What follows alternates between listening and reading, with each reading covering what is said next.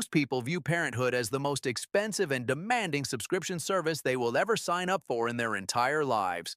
From the moment that first hospital bill arrives in the mail to the day they finally walk across the stage at graduation, the average American parent is looking at a staggering price tag of roughly $300,000 to $500,000 per child.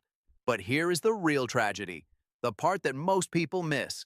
Most of you are paying that massive bill with what I call expensive dollars. What are expensive dollars? Those are the dollars left over after the government has already taken its 30, 35, or even 40% cut through federal, state, and local taxes. You earn a dollar, the IRS takes 40 cents, and you try to raise a human being, provide a future, and build a legacy with the remaining 60. It is a mathematical uphill battle that keeps the middle class tethered to the treadmill, forever running but never truly getting ahead. But I'm the tax fox, and today we are going to burn that old, inefficient playbook and start from scratch. The truly wealthy, the families whose names you see on the sides of hospital wings and university buildings, don't play by those basic rules. They don't simply give their kids money for toys, clothes, and tuition. Instead, they strategically structure their capital. They don't pay for expensive soccer camps, private tutoring, or summer internships with post-tax income.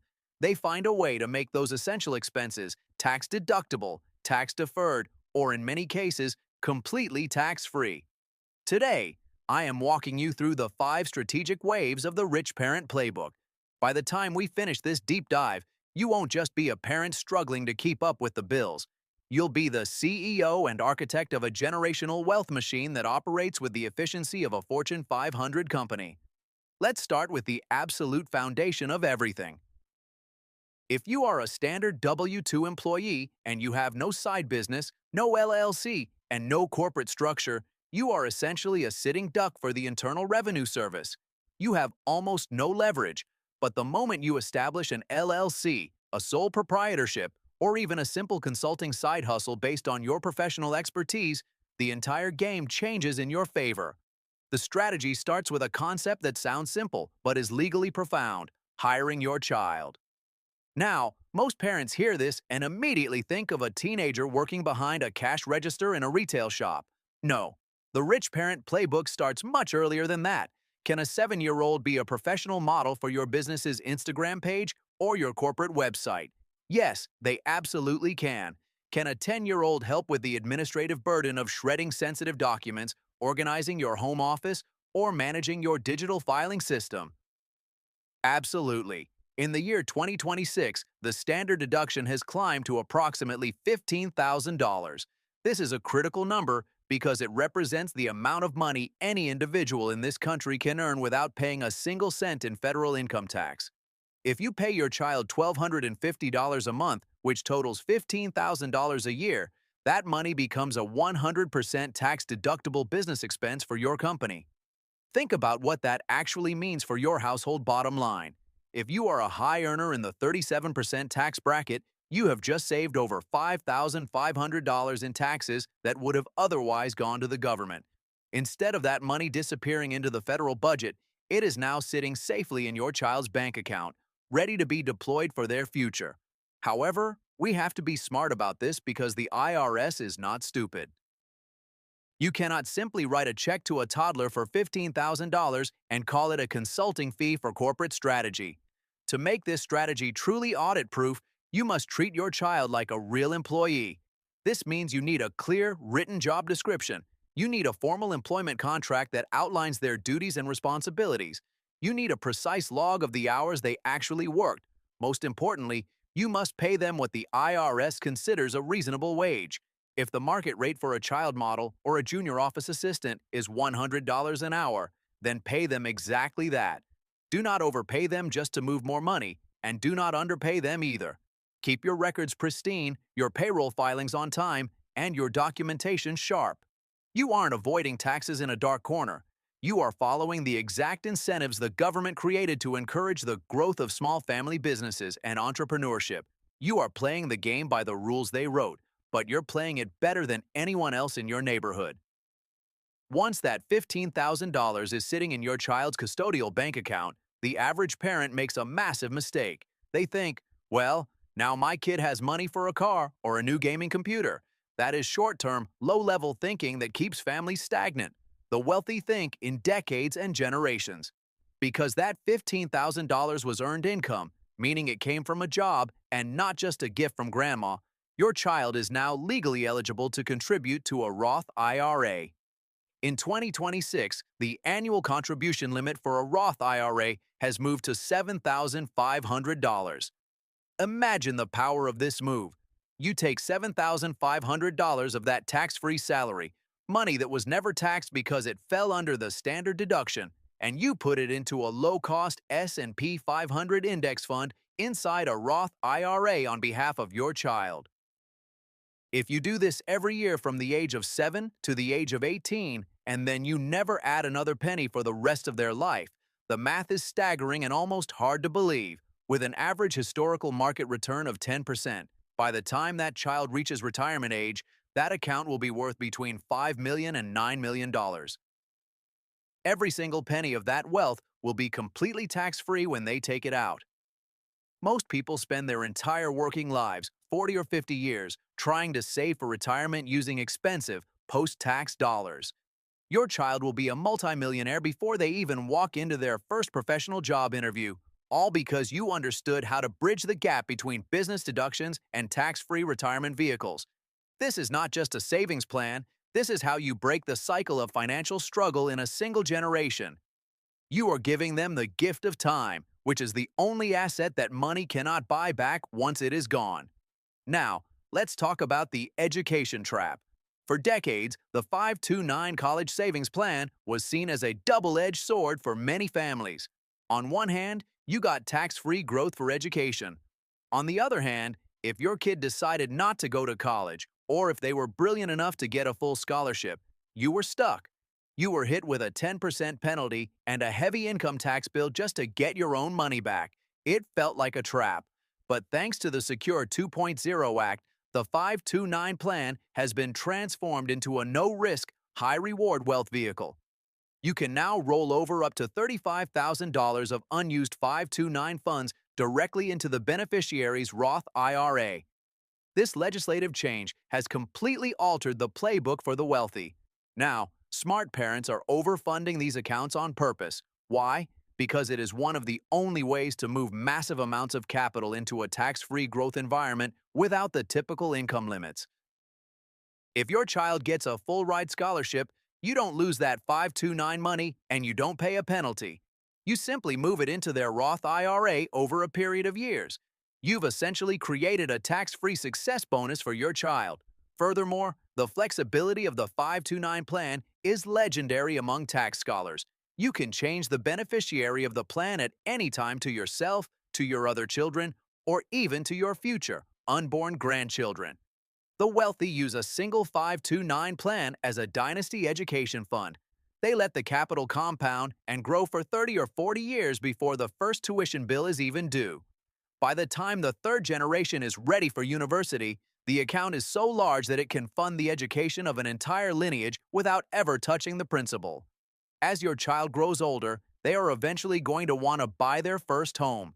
This is usually the moment where parents feel the most pressure to help. Most parents either give a large cash gift, which is capped by annual gift tax limits, or they stand by and watch their child sign a 30-year contract to pay 7 or 8% interest to a massive corporate bank. This is a massive drain on family wealth. The Rich Parent Playbook offers a better way, the intra-family loan. The IRS allows you to lend money to family members at what is called the applicable federal rate, or AFR. This rate is determined by the government and is typically much, much lower than any commercial mortgage rate you could find at a bank. Instead of your child paying $3,000 a month to a major bank that doesn't care about their future, they pay $1,800 a month back to you. In this scenario, you are earning interest on your cash that beats a standard savings account, and your child is saving hundreds of thousands of dollars in interest expenses over the life of the loan. To the IRS, this is a legitimate, documented business transaction, not a gift. But here is the professional, Fox-level move. You can use the annual gift tax exclusion, which is $18,000 in 2026, to forgive the interest payments or even part of the principal every single year. You are effectively giving them an interest-free loan and helping them build equity in their own home while staying perfectly within the legal bounds of tax law. You are building their equity, protecting your family's capital, and keeping the bankers out of your family's business entirely. You are becoming the bank. Now we are moving into the big leagues of wealth preservation. If you have built significant assets, the last thing you want is for your children to actually own them in their own names. That sounds counterintuitive, but hear me out. Humans are litigious, and in modern society, marriage is a 50% gamble. If your child owns a house, a brokerage account, or a business outright, those assets are vulnerable. Wealthy parents place their assets, real estate, stocks, and business interests into an irrevocable trust. The children are the beneficiaries, meaning they get to enjoy the fruits of the assets, but they do not own the trunk of the tree. If your son gets sued after a car accident, the assets in the trust are invisible and untouchable to creditors. If your daughter gets a divorce 10 years from now, the trust is not part of the marital estate and cannot be split in half by a judge. By using what are known as crummy notices, you can move $18,000 per year per parent into the trust for each child without paying any gift tax. Over 20 years, between two parents, that's over $700,000, and that's not even counting the market growth. You are moving that money out of your own taxable estate, reducing your future estate tax bill, and placing it into a protected, tax-advantaged vessel for your children. You are creating a family bank that can fund new business ventures, pay for medical emergencies, and provide for world travel for generations to come, long after you are gone. The secret that the government doesn't advertise is that the tax code is not a list of punishments designed to take your money. It is actually a massive map of instructions. It tells you exactly what the government wants you to do with your capital to help the economy. They want you to start businesses and create jobs, so they give you deductions for hiring employees, even if those employees are your kids. They want you to save for your own retirement, so the state doesn't have to take care of you, so they give you the Roth IRA. They want an educated workforce, so they give you the 529 plan. The Rich Parent Playbook isn't about being a tax cheat or finding some shady illegal offshore scheme. It's about being a tax scholar. It's about realizing that every single dollar you save from the IRS is a dollar that goes directly toward your child's future freedom and independence. Think about the compounding effect of these strategies over 50 years. If you hire your kid, fund their Roth, use the 529 for their education, and then lend them the money for their first home, you have effectively bypassed the entire traditional financial system. You have avoided the income tax, the capital gains tax, the gift tax, and the massive interest payments to commercial banks. You have kept that wealth within your family's circle. This is how dynasties are built. It's not about how much you earn, it's about how much you keep and how effectively you deploy it. Don't wait until your children are teenagers to start thinking about this. You cannot get back the years of compounding that you lose by waiting. Every day you hesitate is a day the IRS takes a bite out of your legacy. Let's dive deeper into the mechanics of the reasonable compensation rule, because this is where most people get nervous and where the IRS likes to poke around. When you hire your child, you need to think like a human resources manager. If you're paying your 10-year-old $30 an hour to help with your social media marketing, you need to prove that an outside contractor would charge at least that much. Take screenshots of job listings on sites like Upwork or Fiverr. Document the specific tasks they performed. Did they help you pick the color palette for your new website? Did they spend 3 hours organizing your digital photo library for your real estate business? Write it down. This documentation is your shield. It transforms a family favor into a legitimate business transaction. And let's talk about the payroll itself. You should issue an actual W-2. You should use a payroll service like Gusto or QuickBooks to make it official. When the IRS sees a formal W-2 filed for a minor and they see that the income matches the standard deduction, it's a non-event for them as long as the paperwork is there. They are looking for people who are lying. They aren't looking for people who are following the rules with precision. Now, consider the psychological impact on your child. When you pay them a salary instead of an allowance, you are teaching them the value of earned income at an age when most of their peers are just learning how to ask for more toys. You are giving them a sense of agency. They see how the family business works. They understand that money is a tool that is earned through value creation, not a magical substance that appears in their parents' wallets. This psychological foundation is just as valuable as the $5 million in their Roth IRA. You are raising a producer, not a consumer. You are preparing them to handle the wealth you are building so that they don't become the third generation that loses it all. We've all heard the statistics. 90% of generational wealth is gone by the third generation. That happens because the parents focus on the money but forget the education.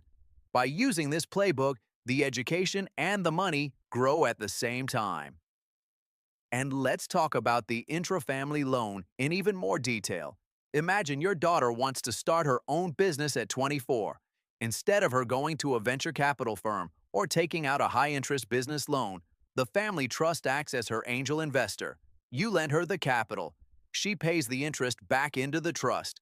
The family bank grows, and she gets to build her dream without being burdened by predatory lending. This is how the Rockefellers and the Rothschilds have maintained their influence for over a century. They don't let their capital leak out to the banks. They keep the velocity of money moving within the family unit. Every time a family member pays interest, they are essentially paying their future selves or their siblings. It's a closed-loop system that is virtually impossible to beat from the outside. If you're sitting there thinking, this sounds too good to be true, I want you to go download the IRS Publication 15, which is the Employer's Tax Guide.